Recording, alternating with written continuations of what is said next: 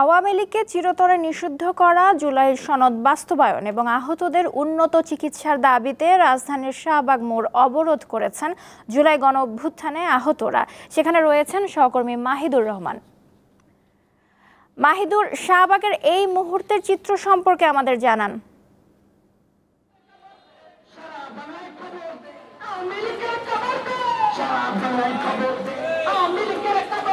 নওশীন, এখনো কিন্তু স্লোগানে মুখরিত শাহবাগ চত্বর।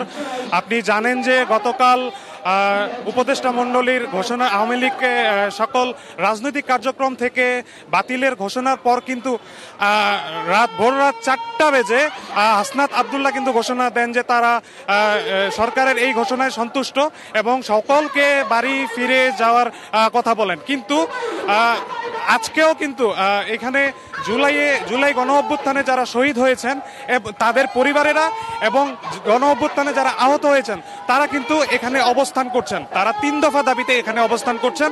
তাদের 3 দফা দাবির মধ্যে রয়েছে আওয়ামী লীগকে শুধু রাজনৈতিক কার্যক্রমের মধ্যে নয়, চিরতরে তাদের নিবন্ধন বাতিল করতে হবে।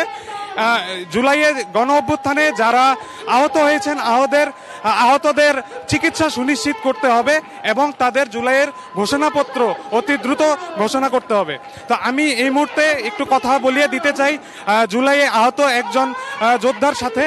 আপনাদের যে কার্যক্রম, এই কার্যক্রমের আজকের চলমান পরবর্তী স্টেপ কি?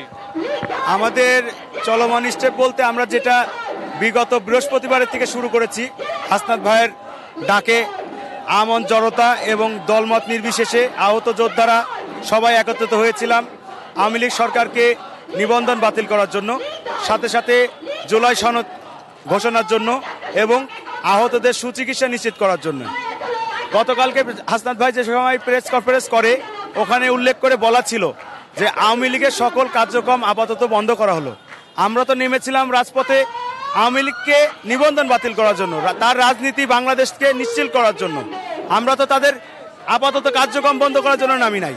আমাদের ওই জায়গা থেকে মনে হয়েছে যে তারা হয়তো কোনো দলীয় পেশারে বা কোনো রাষ্ট্রীয় পেশারে তাদের আহতদের সবার যেই কার্যক্রম ছিল, যে অধিকার আদায়ের যে দাবি ছিল, সেখান থেকে তারা পেছাই গিয়েছে, কিন্তু আহত এবং শহীদ পরিবাররা পেছাবে না।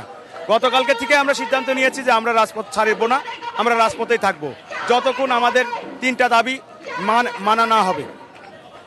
নওশীন, আমি কথা বলছিলাম একজন আহত যোদ্ধার সাথে